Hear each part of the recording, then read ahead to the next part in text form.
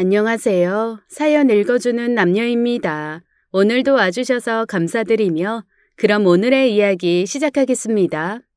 네, 그럼 저희는 평택 들러서 차례 지내고 오후에 갈게요. 어머니한테도 그렇게 말씀드려주세요. 몇 마디 더 말씀을 나누시고는 전화를 끊으셨답니다. 옆에서 지켜보던 엄마가 재촉하듯 아빠를 바라보네요. 그러라시네. 평택에서 제사 다 모시고 넘어가면 돼.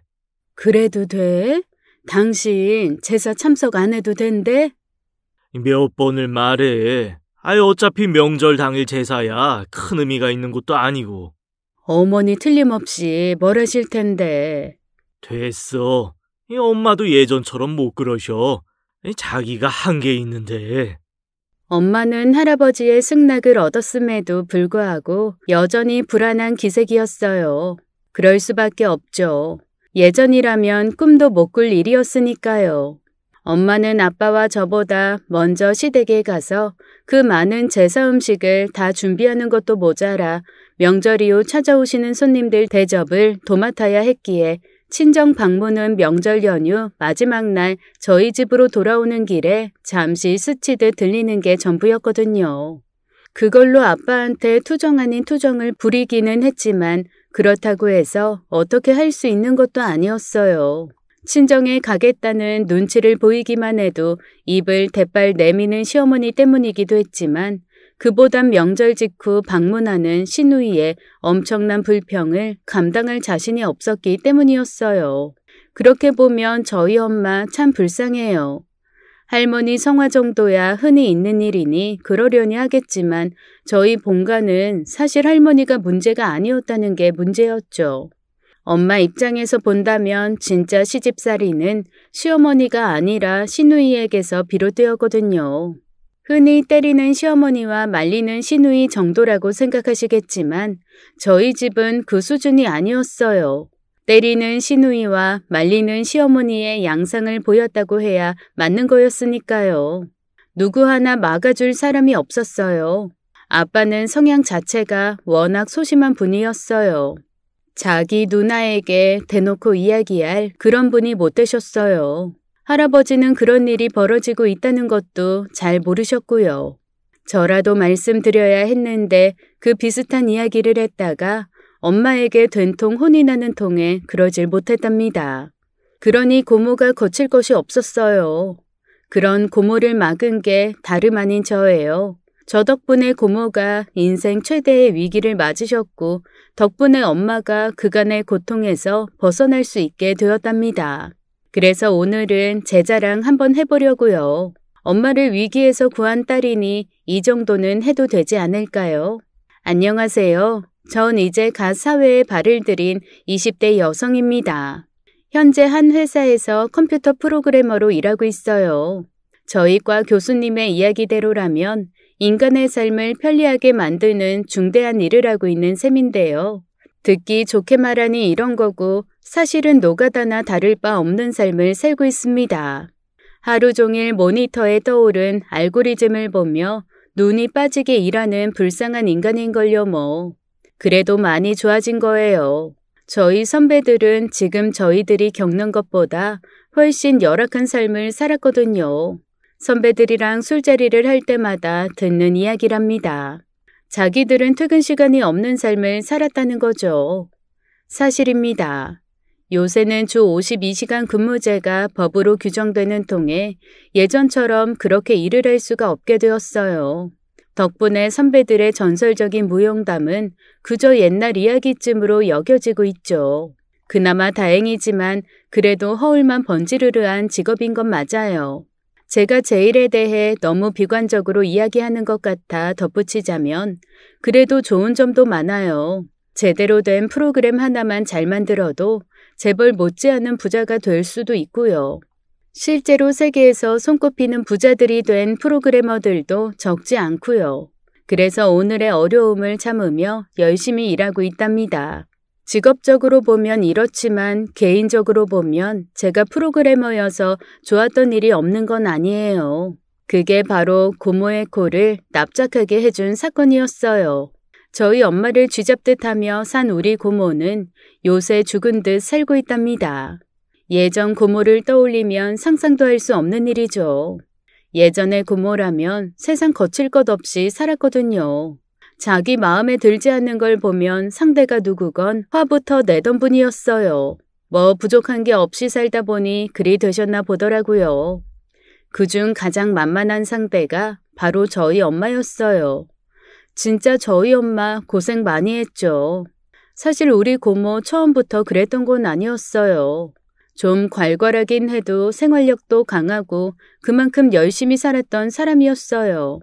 저희 어려울 때면 고모부 몰래 아빠 손에 돈도 쥐어줄 만큼 정도 깊었던 사람이었는데 어느 때부터 사람이 확 달라지더라고요. 저야 어린 아이였으니 그런 사실조차 몰랐지만 가끔 엄마 아빠가 이런저런 이야기를 하다 고모 이야기가 나오면 한숨부터 쉬던 때가 그쯤 아니었을까요? 제가 중학생 무렵부터 그런 기미가 느껴졌어요. 그때가 따지고 보면 고모부 병원이 잘 된 직후였을 거예요. 저희 고모부가 의사세요. 전공이 피부과신 분이시죠. 저 아주 어릴 적에 음식을 잘못 먹어 온몸에 두드러기가 난 적이 있었는데 그때 저희 집에서 1시간이나 걸려간 고모부 병원에서 치료를 받았던 기억이 있어요. 흔히 의사라면 무섭게 느껴질 때가 많잖아요. 근데 고모부는 안 그러셨어요. 의리은지 씩씩하네. 이 정도로 씩씩하면 주사도 잘 맞겠다. 그지? 응, 나 완전 씩씩하지. 고모부 약속 지켜야 돼. 나 주사 잘 맞고 약도 잘 먹으면 인형 사주는 거 잊으면 안 돼. 당연하지. 고모부가 은지 약속 잘 지키기만 하면 인형 1개, 아니 2개도 사줄게. 덕분에 주사 맞을 때도 안 울었고 약도 열심히 먹었던 기억이 있어요. 고모부는 약속대로 인형을 사주셨고요. 생각해보면 전 혈육인 고모보다 오히려 고모부랑 훨씬 더 사이가 좋았네요. 그만큼 고모부는 좋은 사람이었어요. 그러나 의사로서는 뛰어났을지 몰라도 사업적으로는 그리 탁월하신 분이 아니었어요. 그랬던 분이 피부과, 내과, 비뇨기과, 이비인후과까지 거느린 중소병원의 병원장이 된 건 순전히 고모 탓이었답니다. 원래 저희 고모가 간호사였어요. 병원에서 의사이던 고모부를 만나 연애를 하고 결혼까지 하신 거랍니다. 결혼 이후 다니는 병원을 나와 자기 병원을 차리게 된 것도 고모 때문이었고요. 사실 고모부 성향대로라면 독립할 생각은 엄두도 못 내셨을 거예요. 아무리 페이닥터라 해도 받는 월급이 일반 직장인들보다는 훨씬 많았거든요. 게다가 사회적으로 인정을 받기도 하는 직업이고요. 안락한 생활을 누리기에 최적화된 조건이었죠. 그런 자리를 박차고 나온 게 고모의 성화 때문이었답니다. 보장된 안락함을 포기할 만큼 고모는 욕심이 많은 성격이었어요. 좋게 보면 도전 정신이 큰 거였겠지만 사실 실패하면 문제가 되는 일이었죠. 집안에 재산이 많아 병원 하나 차려줄 만큼이라면 실패해도 괜찮겠지만 대부분의 개원의들이 집안 재산으로 병원을 차릴 수 있는 건 아니거든요. 많은 의사들이 개원을 할 때 대출을 받아 병원을 차리는 이유예요. 문제는 그 대출 액수가 장난 아니라는 거죠. 하다못해 동네에 있는 조그만 병원을 차릴 때도 들어가야 할 돈이 엄청나거든요. 문제는 장비 때문이에요. 의료 장비들이 적게는 수천에서 많게는 수억을 넘는 것도 있어요. 의사도 아닌 제가 이런 걸 알게 된 이유는 나중에 설명드리겠지만 아무튼 그런 걸 알고 깜짝 놀랐어요. 처음 병원을 차리고 나서 정말 힘들어 하셨던 이유가 바로 그거였어요. 고모부 본가도 넉넉치 않았던지라 거의 전부에 가까운 비용을 대출로 충당하셨대요. 덕분에 매달 나가야 하는 이자가 엄청났을 겁니다. 근데 수익은 생각보다 많지 않으니 겉으로는 번지르르한 의사였지만 실상은 매달 펑크나는 은행 통장을 보며 한숨을 내쉬셨답니다. 때문에 고모가 보험 영업도 뛰셨고 아는 지인들을 통해 파트타임으로 간호사 일도 하셨어요. 그렇게 한 2년 가까이 고생고생 하신 거였죠. 그때 고모는 누구보다 열심히 인생을 사신 분이었답니다. 정말 힘든 와중이었지만 가족들에게도 소홀하지 않은 분이셨고요. 따지고 보면 고모가 가장 공을 기울인 가족이 아빠세요. 아빠가 고모 도움을 적지 않게 받으셨어요. 저희 아빠가 엄마에게 험하게 대하는 고모를 보면서도 격하게 항의를 하지 못했던 이유도 바로 그 때문이었어요. 당시 고모가 힘들게 사시면서도 아빠가 어려울 때면 자기 일도 미뤄둔 채 선뜻 아빠를 도우셨대요. 지금이야 중소기업의 이사로 일하시니 수입이 일정하게 유지되지만 그 당시 아빠가 호기롭게 자기 사업을 하시던 때였어요. 사업이란 게 좋을 때도 있지만 사실 안 좋을 때가 훨씬 많거든요. 저희 아빠가 그랬어요. 힘들게 일을 하고 나서도 제대로 돈을 받지 못하곤 하셨답니다. 그래도 집에 돈은 가져다 줘야 하잖아요. 아내와 자식이 먹고는 살아야 하니까요. 근데 그럴 수 없었던 거죠. 당장 직원들 줄 월급 마련하는 것만으로도 벅차하셨으니까요. 그걸 안 고모가 아빠에게 선뜻 돈을 주신 거였어요. 고모도 매달 내야 할 엄청난 이자 때문에 팔자에도 없는 온갖 일을 하시던 때였으니 사실 그 돈을 준다는 건 엄청난 희생이 필요한 일이었을 거예요. 그럼에도 동생이 힘들어하는 걸 보고만 있을 수 있는 사람이 아니었단 뜻이죠. 그런 고모였으니 더더욱 달라진 고모를 보는 게 힘들었을 겁니다. 엄마 역시 고모가 아빠를 도운 사실을 잘 알았으니 고모를 쉽게 거스르지 못했던 거였죠. 고모란 존재에 대해 애증이 깊어질 수밖에 없는 이유예요. 계속 그랬으면 참 화목한 가족이었을 텐데요. 서서히 고모가 변해간 게 문제였어요. 고모부가 병원을 개원하고 2년 정도 지나면서 사정이 많이 달라졌어요. 일단 고모부 자체가 좋은 사람이자 좋은 의사였거든요. 그러니 병원을 찾는 환자들의 만족도가 높아져간 건 당연했죠. 사람 좋지 게다가 실력까지 겸비했으니 환자들이 믿고 찾는 일이 늘밖에요. 거기다 입소문까지 더해지니 병원 대기실이 미어 터질 정도가 되어갔답니다. 병원이 문을 여는 시각이면 이미 문 밖에서 기다리는 사람들이 줄을 서게 되자 고모가 다시 한번 결단을 내렸어요. 병원을 더 확장하는 거였어요.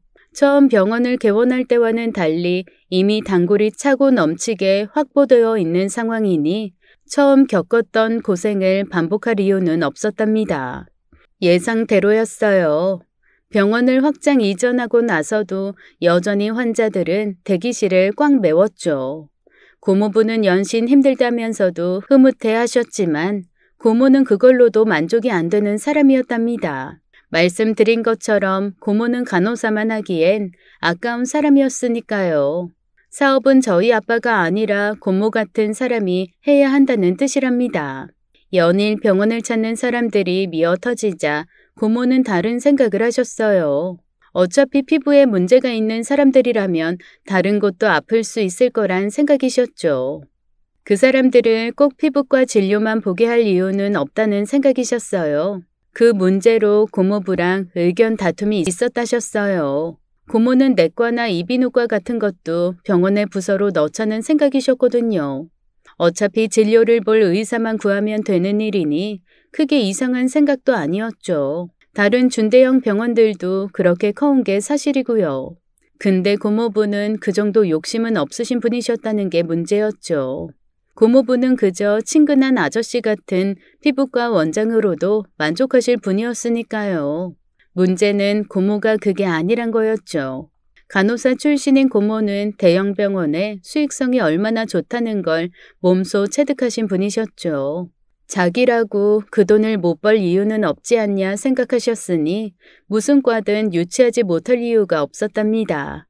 결국 내과와 이비인후과가 들어서고 나중엔 비뇨기과까지 만드셨어요. 처음엔 뜨악해하던 고모부도 수익이 늘어나는 걸 보니 크게 토를 달지는 못하셨어요. 그 과정에서 번거로운 일들이 늘었지만 그건 모두 고모가 해결하셨답니다. 고모가 병원의 모든 일을 처리하는 원무 과장직을 수행하신 결과였어요. 덕분에 병원이 커져도 고모부는 자신의 전공 과목만 처리하면 됐었죠. 모든 게 고모의 말대로 돌아가면서 고모의 영향력이 한층 더 커질 수밖에 없었답니다. 오죽하면 병원의 직원들조차도 병원장인 고모부보다 고모 말을 더 잘 따랐을까요? 한마디로 실세 중에 실세였던 겁니다. 그래서 문제가 생겨도 다들 입 닫고 쉬쉬한 거였죠. 고모 눈에 어긋나면 더 이상 병원에 발을 붙이고 살 수가 없는 걸 아는데 누가 고모 말을 거역하고 고모가 저지른 잘못에 대해 말을 할 수가 있었겠어요. 예전에 어떤 정치학자가 그랬다지요. 모든 권력은 필연적으로 부패한다고요. 고모가 바로 그를 보여주는 증거였어요. 병원의 절대적인 권력이 된 고모가 급속도로 변해갔답니다. 모두가 자신의 앞에서 절절 기는 모습을 보이니 자연스레 기고만장해진 거였죠. 그게 병원에서만 그러면 그나마 괜찮았을지도 모르는데 집에서까지 그러면서 문제가 더 커진 거였어요. 가장 큰 피해자가 바로 저희 엄마였고요. 집안의 장녀이기도 한 고모는 원래도 장남인 아빠 몫까지 다 하는 사람이었어요.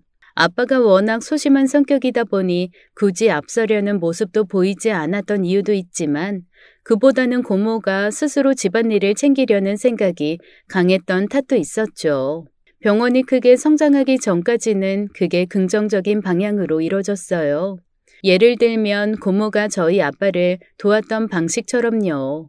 근데 고모가 병원에서 성공을 맛본 후 독불 장군처럼 사회생활을 하면서 그 성향이 집에서도 유사하게 발휘되면서부터 분란이 잦아졌어요. 자기 마음에 안 들면 병원 직원들 대하듯 엄마를 대한 거였고요. 할머니 할아버지한테는 딸이니 그럴 수도 없었고요. 아빠야 원래부터 고모 말을 거역하지 못하는 순둥이 동생이니 그럴 필요조차도 없었죠. 그렇다고 저희 엄마가 특별히 반항적인 사람이란 뜻은 아닙니다. 엄마가 아빠보다는 기가 세지만 그래봐야 거기서 거기거든요. 부부는 닮는다잖아요. 비슷한 사람들이 만나서 결혼한다고도 하고요. 그런 사람인데다가 어려울 때 고모 도움을 받은 적도 많아서 애당초 고모에게 거스를 상황도 아니었어요. 그래서 초반에는 큰 부딪힘이 없었어요. 저희야 그저 고모의 성공에 따른 고모의 과시 정도를 보며 놀라워하는 정도였죠. 근데 그 일이 있고 나서 고모가 확 달라졌어요. 할아버지 생신 때였습니다. 정확히 무슨 일인지는 모르겠지만 엄마가 잠깐 일이 있었나 봐요. 그래서 조금 늦게 할아버지 댁에 갔었어요. 할아버지 생신이라고 집안 잔치를 벌이는 수준은 아니니 적당히 가서 준비해도 큰 문제가 없을 거라 생각한 거였죠. 근데 고모 생각은 좀 달랐나 봐요. 자기가 이제 지역의 유지 대접을 받는 사람이니 당신 부모의 생신 역시 그에 맞춰 준비를 해야 한다 싶었던 거죠. 그래서 평소보다 훨씬 많은 음식을 차리겠다고 나섰답니다. 을에 엄마가 와 있을 줄 알고 전화도 하지 않고 재료를 준비해 본가에 갔는데 엄마가 없었던 걸 알고 엄마한테 전화를 했나 보더라고요. 재수가 없으려면 뒤로 넘어져도 코가 깨진다더니 엄마가 딱 그 짝이었어요.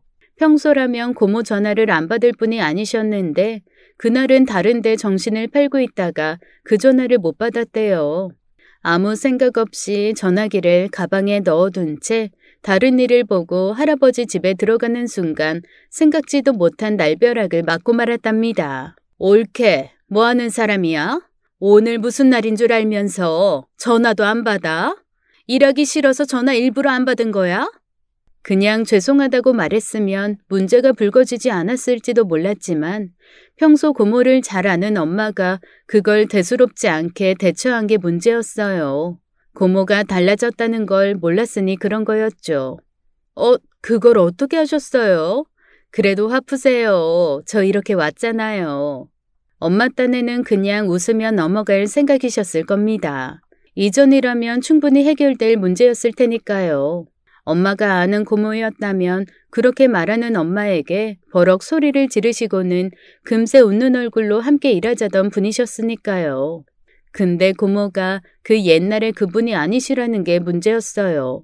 병원이건 어디서건 자기 말 한마디면 다들 고개를 조아리고 절절 매는 생활이 어느덧 몸에 배어버린 뒤였으니 엄마의 대수롭지 않은 반응이 심히 못마땅했나 보더라고요. 지금 웃음이 나와? 잘못했으면 잘못했다고 말하는 게 먼저 아냐? 오냐 오냐 하니까 진짜 선을 막 넘네.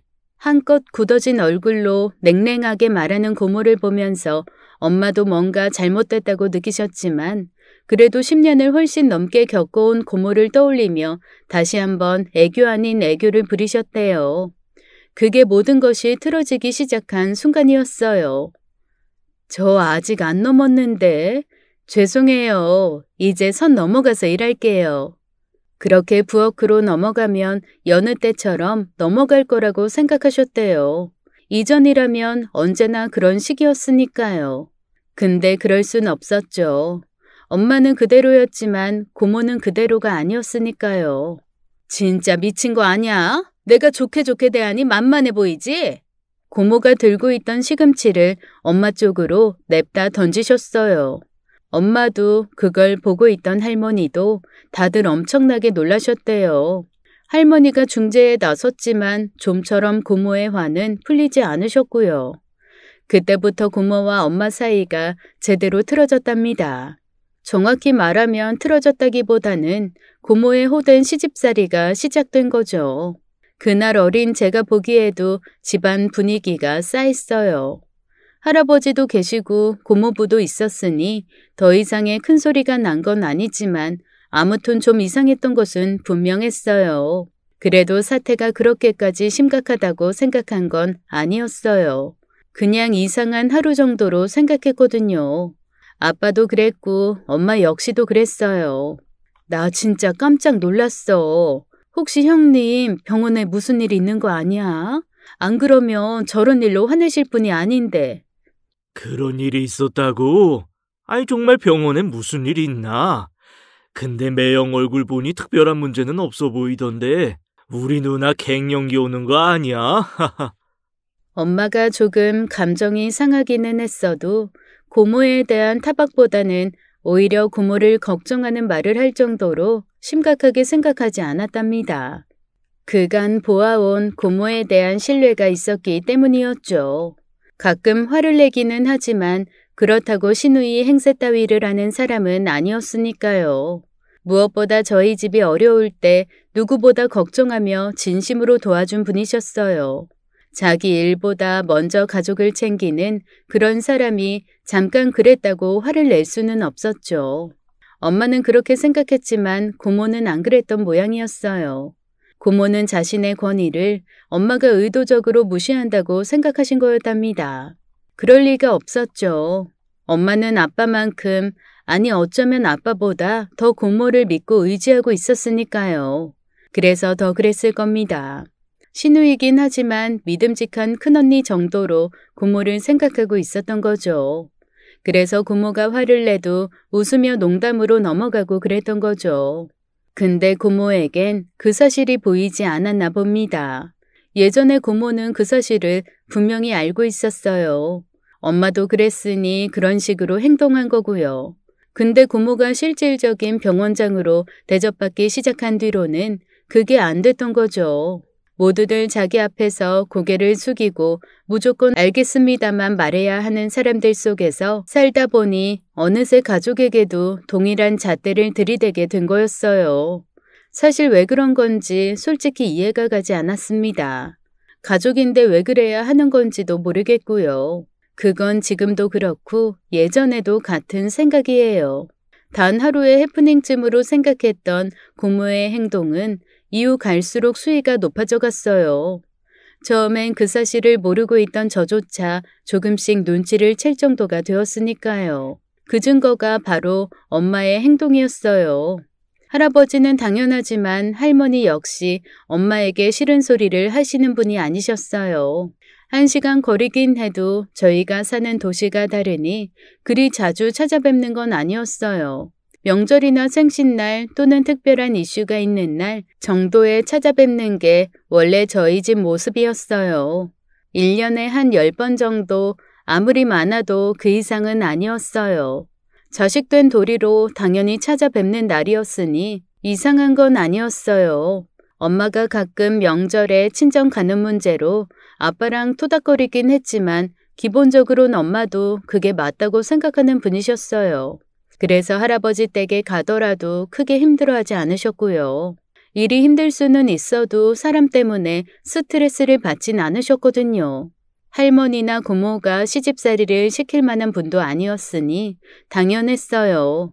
그러던 엄마가 어느 순간부터는 할아버지 댁에 가는 걸 꺼려하시더라고요. 처음엔 왜 그러나 했는데 저도 머리가 굵어지면서 조금은 알게 됐어요. 저도 여자니까요. 나 내일 안산 가야 돼.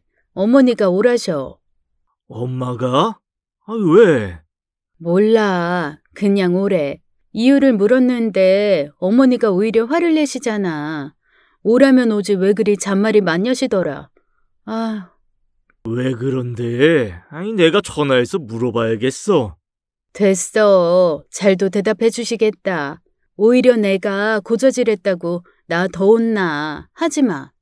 요새 엄마 이상해. 당신 자주 부르는 것도 그렇고 전에 없이 사치 부르는 것도 그렇고 아무래도 누나 때문인 건가? 아빠가 답답한 표정을 지으셨답니다. 엄마가 힘들어하는 걸 보면서도 어떻게 못하는 자신에 대한 자책인 동시에 달라진 할머니가 마뜩찮아서 그러는 거기도 했어요. 그리고 그 모든 것은 고모로 인해 빚어진 거였고요. 원래 할머니는 평생 검소하게 살아오신 분이셨어요. 성향이 그럴 수도 있지만 집이 부유한 것과는 거리가 멀었으니 그럴 수밖에 없었던 거였지만요. 그런데 고모가 큰돈을 만지게 되면서 분위기가 달라졌어요. 자기한테 사치를 부리던 고모가 그것도 모자라 할머니까지 끌어들인 거였어요. 처음엔 괜한 돈 낭비하지 말라던 할머니가 서서히 그 재미에 빠지셨어요. 뭐 보석 싫어하는 여자가 어딨겠습니까? 전에 안 하던 외출도 고모를 따라다니면서 점차 늘었고요. 그럴 때마다 엄마를 호출하셨답니다. 당신이 나가야 하니 밥을 해놓으랄 때도 계셨고 묵은 이불 빨래를 하러 오랄 때도 있었고요. 다 전에 없던 일이었습니다. 더 실망스러운 건 그러면서도 엄마를 혼내셨다는 거예요. 원래 안 그러시던 분이셨어요.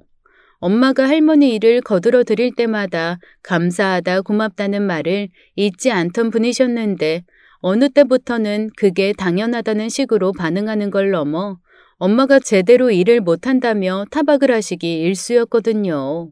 그렇게 된 이유 역시 고모였어요. 고모는 스스로 엄마를 고깝게 여기시게 되면서부터 그 감정을 할머니에게 수시로 전달했답니다. 그래도 처음에는 엄마 편도 곧잘 들어주셨는데요. 계속 그런 이야기를 듣게 되니 할머니도 그런가 싶어지신 거죠. 게다가 성공한 딸이 이런저런 값비싼 선물들을 하면서부터 할머니에게도 고모의 말은 곧 진리인 것처럼 느껴지게 된 거였어요.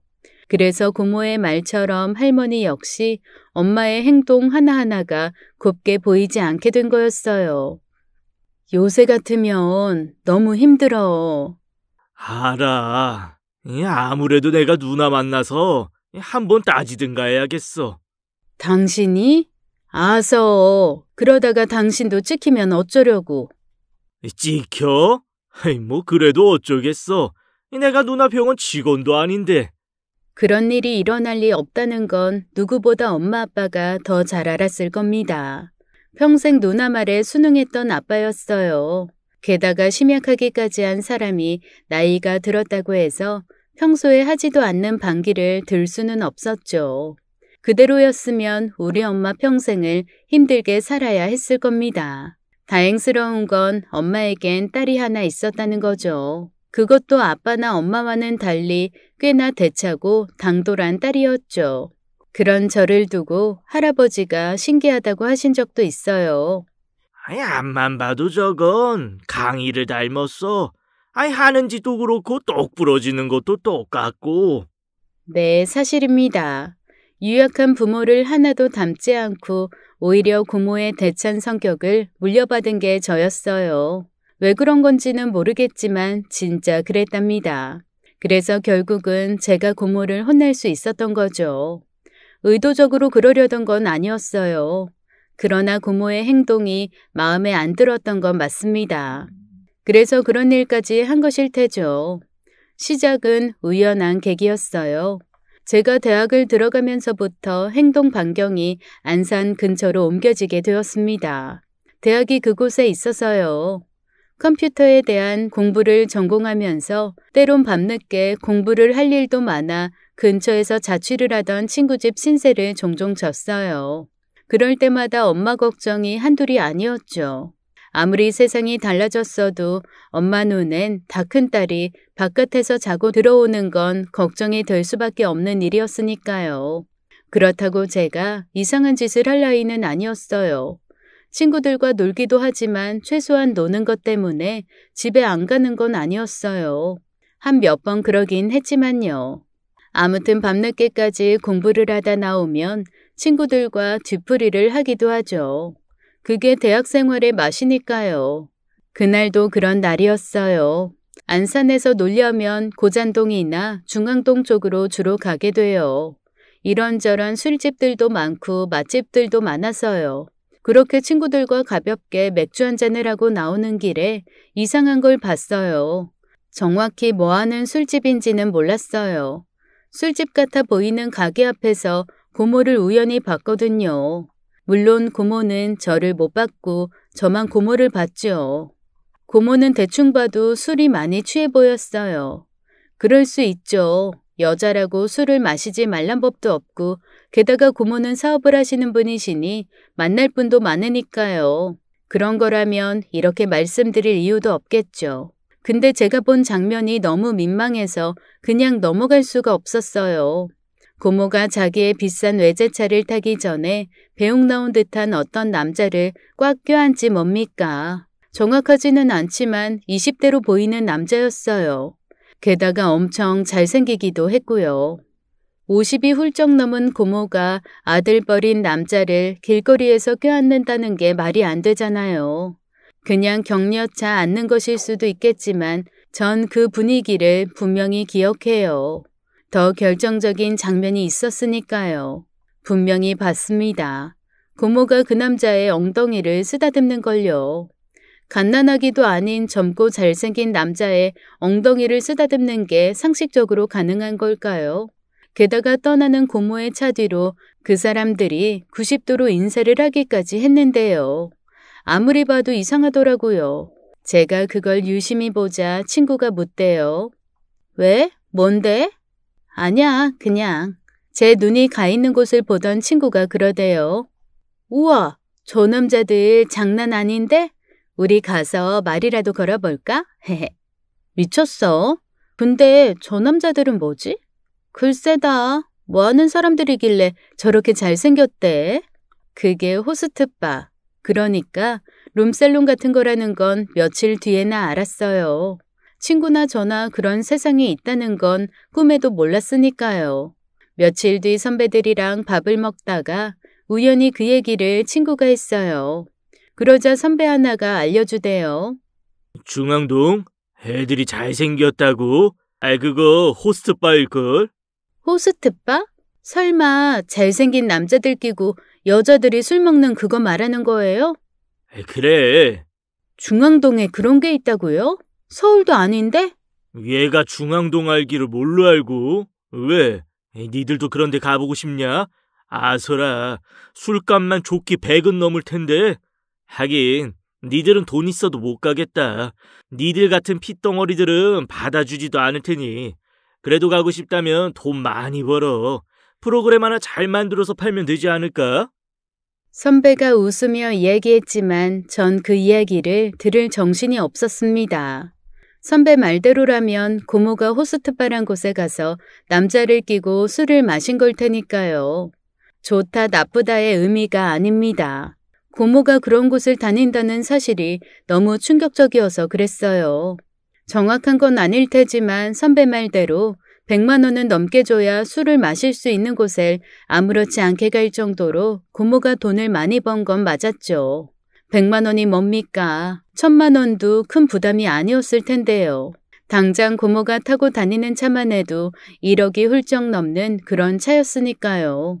그래도 가정을 지닌 여자가 그런 곳에 다니는 건 좋아 보이지 않죠. 특히나 고모부를 생각하면 더욱 그러면 안 되는 거였어요. 사실 전 고모보다 고모부랑 더 친했거든요. 따지고 보면 고모부는 남이었지만 훨씬 이야기도 잘 통했고 어린 시절부터 저를 많이 예뻐해 주셔서 더 그랬답니다.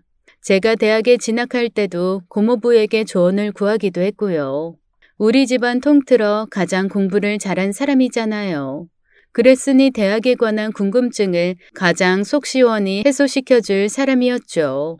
사실 제가 그 대학에 간 것도 고모부 책임도 없지 않고요. 컴퓨터 관련해서 몇 대학을 염두에 뒀는데 고모부가 자신의 모교라는 이유로 강추했답니다. 정확하게 말하면 본교는 아닙니다만 아무튼 그 덕에 제가 입학을 하게 됐어요. 그래서 고모부와는 대학 동문이 되기도 한 사이입니다. 게다가 고모부의 병원이 같은 지역에 있어서 가끔 용돈을 주시기도 하고 밥을 먹기도 했어요. 그때마다 저를 얼마나 살뜰히 챙겨주셨는지 모릅니다. 이런 말씀까지는 안 드리려고 했는데 고모부는 슬하에 자식이 없어요. 정확한 이유는 모릅니다. 요즘 같은 세상에 게다가 자신이 의사이니 인공수정이나 시험관 같은 방법으로 자식을 가질 수 있을 텐데도 안 그러신 걸 보면 생각이 다를 수도 있고요. 그건 고모와 고모부 두 사람이 결정한 것일 테니 따로 물어본 적도 없습니다. 아무튼 그래서인지는 몰라도 제가 어릴 때부터 고모부는 저라면 껌뻑 죽는 신용을 한 분이세요. 그런 고모부를 두고 고모가 이상한 술집에 다니는 게 말이나 됩니까? 마음 같아선 바로 일러바치고 싶었지만 그건 안 될 일이었죠. 괜한 가정분란을 만들 일이니까요. 그래도 끝까지 참았던 건 아닙니다. 결국 제가 고모부에게 일러바쳤거든요. 덕분에 저희 엄마가 고모와 할머니의 말도 안 되는 시집살이에서 해방될 수 있었던 그 일은 제가 3학년 때 벌어졌습니다. 요즘 취업하기가 하늘의 별 따기인 건 다들 아실 겁니다. 그래서 각종 스펙 따기에 목숨을 거는 게 요즘 대학생이고요. 불쌍하죠. 예전처럼 대학의 낭만 이런 건 눈을 씻고 봐도 찾기 힘든 분위기인 건 그래서입니다. 당장 취업 못해서 눈총을 받을 게 뻔한데 그깟 낭만이 뭐가 중요하겠어요. 다들 이력서에 써넣을 경력을 만들기 위해 밤낮을 가리지 않고 노력하고 있답니다. 저도 당연히 그중 하나였고요. 저희 과의 경우 컴퓨터와 관련된 실적을 쌓는 게 중요한데요. 그런 게 바로 각 기업이나 단체에서 내놓는 경연대회에서 좋은 성적을 거두는 것이에요. 남들이 만들지 않은 프로그램이나 기존의 프로그램을 획기적으로 개선시킨 것들을 만들기 위해 정말 많이 노력을 한답니다. 저는 친구 몇 명과 함께 기업관리 프로그램에 도전했어요. 좀 복잡하긴 한데 쉽게 설명드리면 그 프로그램으로 기업의 돈이나 직원들의 업무 실적을 손쉽게 파악할 수 있는 그런 거랍니다. 진짜 엄청 노력해서 만들었어요. 그래도 대학생이 만든 것이니 여기저기 허점이 있을 수밖에 없죠. 저희 나름대로는 잘 만들었다고 생각하는데 막상 기업 담당자가 사용해보면 여러 문제가 있을 수도 있었고요. 그래서 직접 개별 기업의 자료로 그를 테스트하는 과정이 필요했답니다. 근데 그게 문제였어요. 저희 프로그램에 필요한 자료란 게 당연히 회사의 비밀에 속하는 거잖아요. 어떤 회사가 자기들의 비밀을 일개 대학생 따위에게 제공하겠습니까?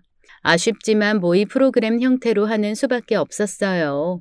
바로 그때 떠오른 이가 고모부였어요. 고모부의 병원도 기업이었으니까요. 일반적인 기업과는 약간 차이가 있지만 그것도 어차피 직원들이 있고 돈을 굴리는 구조니까요. 무리한 부탁인 건 알지만 믿져봐야 본전이라는 생각에 고모부를 졸랐답니다. 아이, 그래서 이런 자료들이 필요하다고? 아이, 은지야. 이거 대외비인 건 알지? 알죠. 제가 너무 무리한 부탁하는 거죠? 죄송해요. 근데 이대로 제출하기엔 마음이 안 놓여서요. 실제 자료로 테스트해봐야 무슨 문제가 있는지도 알 것 같고 그래야 수정도 할 수 있어서. 괜찮아요. 사실 이거 말도 안 되는 부탁이라고 생각했어요. 이야기 들어주셔서 감사해요. 고모부 보시기에도 나쁘진 않죠? 나야 뭐라니. 아이 그래도 우리 은지가 만든 거면 좋을 것 같은데. 역시 고모부. 항상 감사해요. 알죠? 제가 고모부 얼마나 좋아하는지. 이런 여우를 봤나? 아이 너 자꾸 그러지 마라. 마음 흔들리잖니. 그러라고 이런 말 하는 건 아니라니까요. 진짜 좋아하는 건데. 치. 죄송하지만 전 이미 알고 있었습니다. 고모부가 제 애교에 얼마나 약한지 말이에요. 결국 고모부는 두 손을 들었습니다. 진짜 나 이러다 아이 고모한테 혼날지도. 너무 자세한 자료는 안 되겠지만 프로그램 오류 파악에 필요한 정도는 줄 수 있을 거다. 우리 유 과장한테 말해 놓을 테니 그렇게 알아라. 정말이죠? 고모부 최고.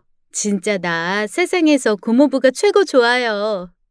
알았어. 아이 줄게. 준다고. 그렇게 틀린 말도 아니었습니다. 고모부만큼 멋진 어른이 그리 흔한 것도 아니었으니까요. 결국 고모에게는 말하지 않는다는 조건으로 최소한의 자료를 건네받았답니다. 사실 그것도 엄청난 특혜였죠. 자칫 병원의 민감한 부분까지 알려질 수 있는 거였으니까요. 그건 담당자인 유 과장님의 태도만 봐도 알 수 있었습니다. 진짜 실장님은 모르게 해야 해. 이거 실장님이 알면 나 진짜 잘릴지도 몰라. 병원장님이 직접 말씀하셨으니 하긴 하는데. 표정에 난감함이 가득이었어요. 무엇보다 실장님, 그러니까 고모가 알면 안 된다고 수차례에 걸쳐 부탁하는 걸 보니 제가 받는 자료가 가볍지만은 않다는 걸 알았습니다. 그래도 그 정도라고는 생각지 않았어요. 그를 통해 엄청난 사실을 알게 되었습니다. 은지야, 자료 입력 다 했어. 나 진짜 죽을 것 같다. 나머지는 네 손에 맡길게. 뒤를 부탁한다, 친구. 자료 입력하는 것만으로도 하루를 꼬박 날릴 정도였어요. 고모부 말로는 최소한의 자료라고 들었는데 그 정도가 아닌 것 같았습니다. 수고에 수고를 거듭한 친구는 일단 돌아가서 쉬기로 하고 프로그램상의 오류는 제가 확인하기로 했습니다. 일목요연하게 보이는 병원의 자금 흐름이나 인사관리 부분을 보며 스스로 흡족해하긴 했지만 역시 문제가 없는 건 아니었어요. 특히 회계 부분에서는 여기저기 엉성한 부분이 보이지 뭡니까? 아무래도 우리 프로그램이 문제인 듯 보였지만 반드시 그런 것만은 아니었어요. 사람이 보는 것이라면 계산 실수가 날 수도 있지만 컴퓨터는 최소한 그런 부분에서는 안전한 거였으니까요. 보고 또 봤습니다. 아무래도 이상하더군요. 제가 부전공으로 경영학을 택했답니다. 그래서 이번 프로그램을 만들 때 회계 부분은 거의 제가 도맡아서 했고요. 경영학과 애들보다는 못하겠지만 그래도 꽤 열심히 공부를 했거든요. 뭔가 이상하더라고요. 아무래도 어디선가 꼬인 것 같았습니다. 프로그램을 다시 돌렸어요. 그러자 보이는 몇몇 이상한 부분들, 그건 예전과 다르게 늘어난 비용과 또 늘어난 약품 구입 대금 같은 것이었어요. 아시는 분들도 있겠지만 제약회사 영업사원들이 가장 공을 들이는 곳이 바로 병원입니다. 특히 고모부의 병원처럼 규모가 있는 곳이면 그야말로 목숨을 걸어야 할 정도랍니다. 병원에서 쓰는 약도 그렇지만 의사가 조제해주는 약에 따라 근처 약국에 집어넣는 물량이 차이가 나기 때문이에요. 가끔 뉴스에서 나오는 제약회사 비리 같은 걸 보면 병원과 관련된 것이 적지 않은 이유가 바로 여기에 있습니다. 자기 회사 약을 많이 팔기 위해 접대나 향응을 제공하고 심지어는 뒷돈까지 주는 경우가 비일비재하거든요. 물론 다 그렇다는 건 아닙니다. 대부분의 병원들은 투명한 과정을 거쳐 일을 진행하니까요. 큰 병원일수록 내부 감사도 있으니 더 공정하게 진행됩니다. 그러나 작은 병원이나 병원장의 권력이 강한 곳은 좀 다르죠. 기본적으로 개인 회사에 가까우니 한 사람의 있기만으로도 상황이 달라질 수 있답니다. 고모부의 병원이 바로 그런 케이스였어요. 근데 고모부가 그럴 사람이 아니란 걸 누구보다 제가 잘 알지 않습니까? 고모부는 의사지 사업가가 아니니까요. 무엇보다 고모부 병원을 좌지우지하는 사람은 고모부가 아니었고요. 프로그램은 그걸 보여주고 있었습니다.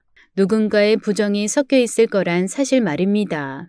호스트바에서 젊은 남자를 껴안고 엉덩이를 두드리던 고모가 떠오른 건 당연했어요. 고모라면 모든 걸 다 할 수 있었으니까요. 그리고 직원들이 모든 걸 안다 해도 감히 고모에게 반기를 들 수도 없을 테고요. 가족인 엄마조차 자신의 뜻에 거스른다는 이유로 말도 안 되는 구박을 일삼는 분이셨잖아요. 자기 올케한테도 그러는 분인데 하물며 직원들이야 말에 무얼 하겠습니까? 자료를 건네며 고모는 모르게 하라던 유 과장님의 말이 문득 떠오르대요. 유 과장님은 이 자료를 검토하면 무슨 일이 생길지 알았을까요? 아닐 겁니다. 제가 회계법인의 직원이었다면 알았겠지만 전 그저 컴퓨터 프로그램을 만드는 일개 대학생에 불과했으니 이런 회계상의 오류를 알 수는 없다고 생각했겠죠. 다만 이상한 점이 포함된 자료였으니 그런 걸 유출하는 심정이 편했을 수는 없었겠죠. 돌이켜 생각해보면 그게 천운이었던 거죠. 고모가 곤란한 입장에 몰리게 된 건 사실이지만 그 덕에 더 큰 비리가 벌어지는 건 막을 수 있었으니까요. 고모나 고모부를 위해서도 그래야 할 일이었고 또 제 입장에서는 그걸로 인해 엄마의 고통을 덜 수 있었으니 그보다 좋은 건 없었어요. 사실 처음에 그런 부분을 발견했을 때는 바로 고모부에게 알릴 생각이었어요. 제가 확인한 것이 사실이 아닐 수도 있었고 설령 그게 맞다 해도 병원 안에서 일어난 일이니만큼 당연히 병원의 책임자인 고모부가 처리하는 게 맞다고 생각했으니까요.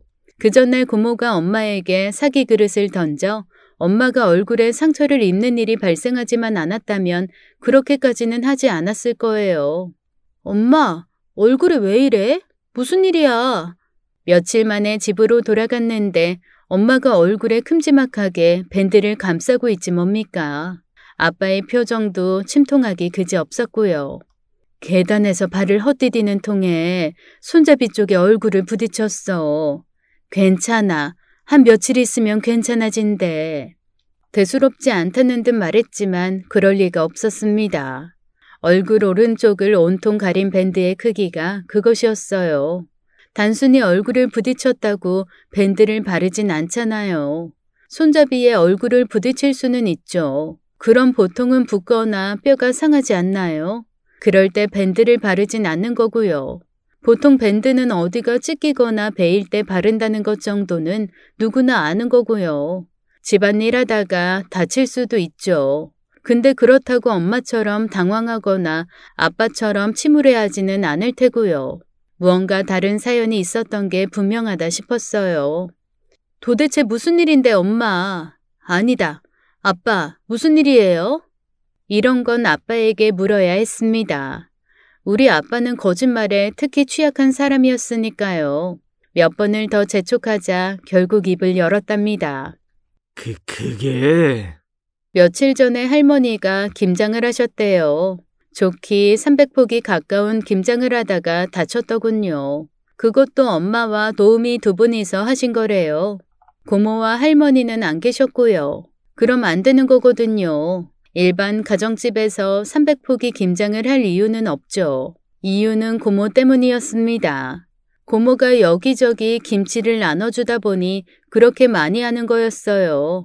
그런 자리에 자신이 빠지고 겨우 도우미 두 분으로 생색을 낸 것까지는 그렇다 쳐요. 근데 김장이 끝나갈 무렵 삼겹살을 사들고 와서는 수육을 만들라 그러더니 수육이 제대로 안 삶아졌다면서 고기를 바닥에 던졌고 그게 양념을 담고 있던 사기 그릇을 친 거예요.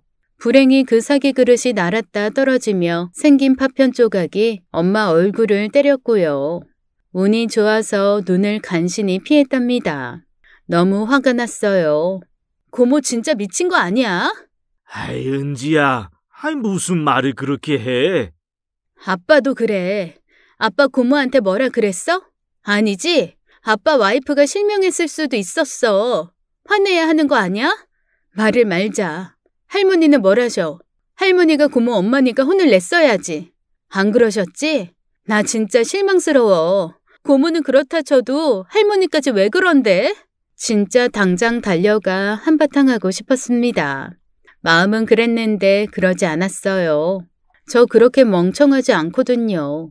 단지 그걸로 고모와 붙기엔 제 힘이 너무도 약했어요. 이미 할머니까지 고모 편에 서서 엄마를 몰아붙이는 중이었잖아요. 방법이 없진 않았죠. 할아버지에게 도움을 청하면 분한 마음을 조금은 달랠 수 있을 거란 생각도 했어요. 근데 그걸로 완전히 해소가 되지 않을 거란 생각이 들었어요. 그때 바로 프로그램이 생각났어요. 분명히 이상이 있던 프로그램 말입니다.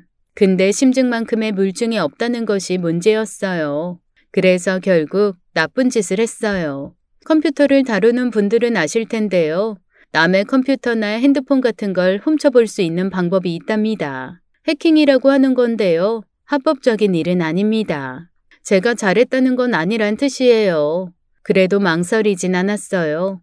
어차피 고모가 한 짓이면 컴퓨터나 핸드폰에 그 증거가 들어있을 확률이 높았거든요. 게다가 전 고모 조카였잖아요. 고모 컴퓨터에 접근하는 게 그리 어렵지도 않았죠. 그게 아니라 해도 웬만큼의 지식만 있으면 가능한 게 해킹이기도 하고요. 다 엄마 때문이에요. 엄마를 건들지만 않았어도 제가 그렇게까지는 안 했을 거예요. 잘못이란 건 알지만 세상 어느 딸이 엄마를 괴롭히는 걸 보고만 있을까요? 제가 그리 효녀인 건 아니지만 그래도 자식인걸요. 그렇게 고모의 컴퓨터와 핸드폰을 훔쳐보았습니다. 우리 고모 대단하더군요. 정상적으로 벌어도 충분히 많이 벌었을 상황임에도 굳이 뒷거래니 무자료 거래, 병원 공금 횡령에 이르기까지 다양하게 해드셨으니까요.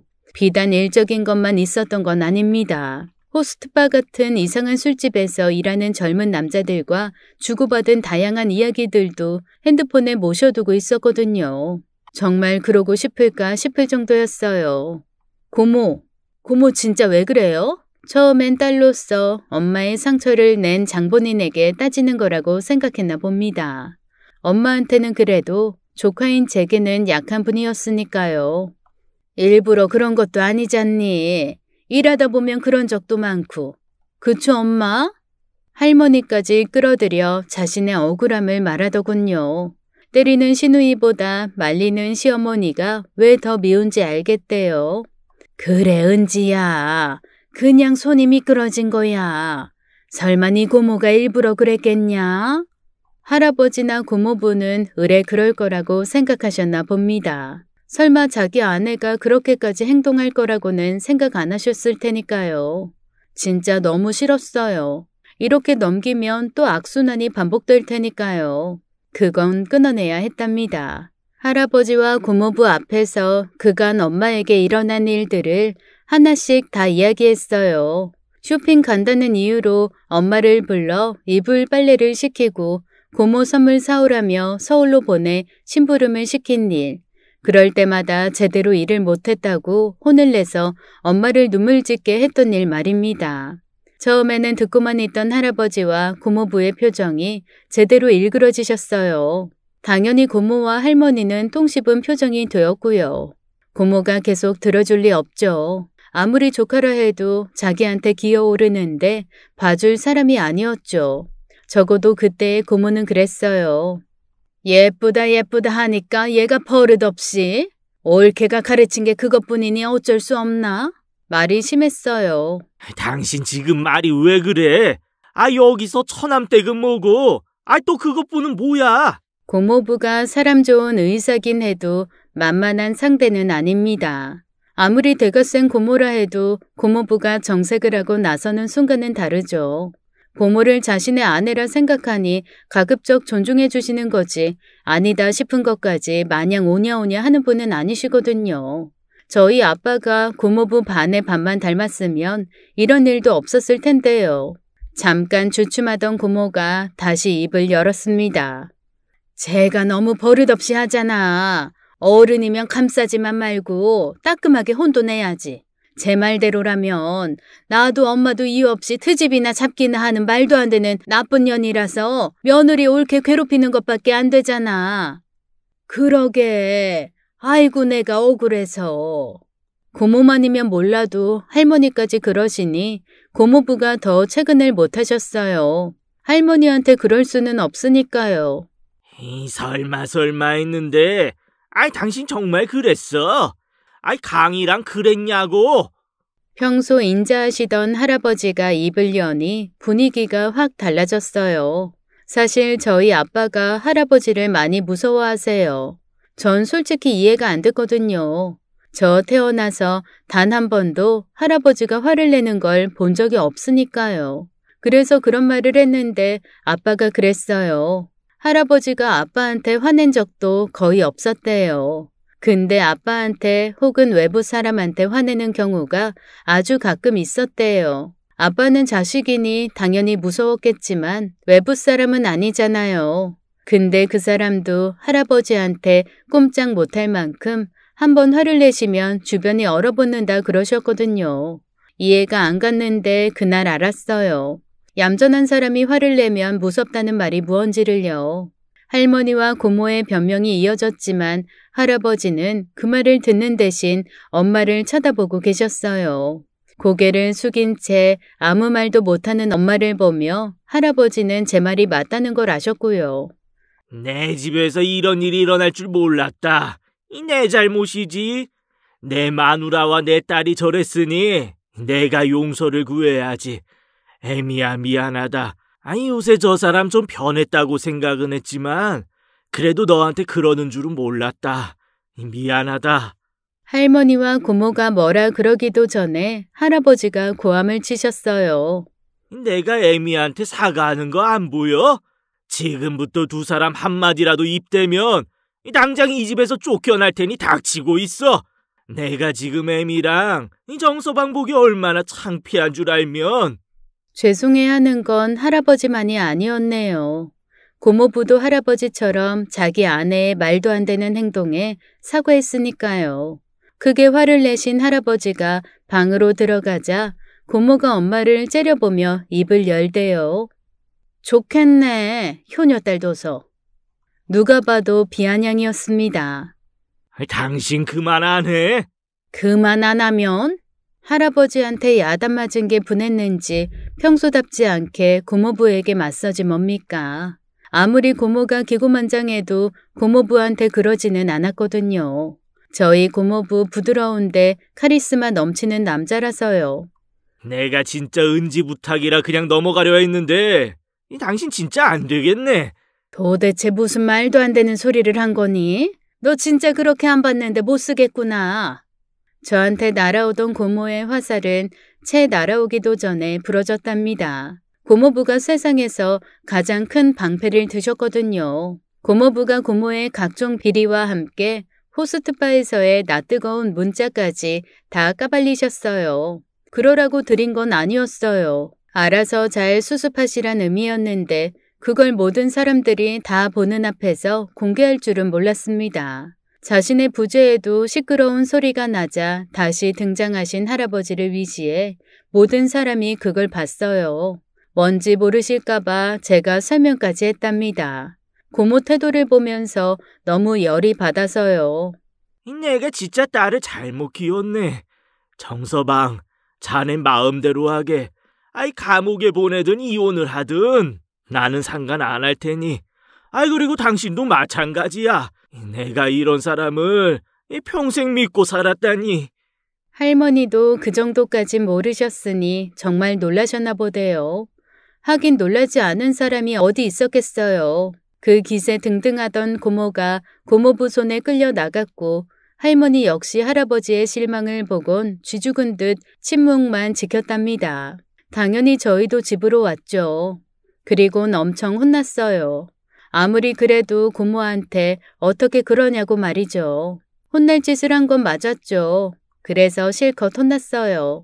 근데 제가 혼난 건 아무것도 아니었어요. 고모는 정말 이혼당할 뻔했거든요. 빌고 또 빌어서 간신히 용서를 받았답니다. 그 대신 병원 일에서 완전히 손을 떼야만 했죠. 동시에 할아버지는 당분간 고모를 보지 않겠노라 선언하셨고요. 할머니도 그러고 싶다셨는데 그 나이에 쫓아내면 죽으란 소리가 될 것 같아 그것만은 피하시겠다고 하셨어요. 그게 뭐든 고모와 할머니는 집안에서 찍소리도 내지 못하고 살아야 했답니다. 집안을 발칵 뒤집은 사건은 그렇게 마무리가 되었어요. 그 일로 야단을 맞긴 했지만 후회는 없습니다. 덕분에 엄마가 명절에 친정에 갈 수 있게 되었으니까요. 이 정도면 딸굿이란 것 아닐까요? 오늘 이야기 어떠셨나요? 갑자기 돈을 많이 벌면 변하는 사람들이 있다고 하죠. 어떤 사람들은 마음의 여유를 더 찾는 것 같고 어떤 사람들은 자신의 처지보다 못하다는 이유로 다른 사람들을 얕잡아 보거나 무시하는 사람들도 있는 것 같네요. 돈이란 게 참 신기한 것 같습니다. 사람의 숨겨진 본성을 끌어내니까 말이죠. 아마도 그게 그 사람의 진짜 인성이겠지만 말입니다. 여러분은 어떠신가요? 돈이 많건 적건 지금 가지신 품성 그대로 유지하실 수 있으실 것 같으신가요? 오늘도 끝까지 함께 해주신 여러분 감사드리며 저희는 다음 사연으로 돌아오겠습니다. 감사합니다.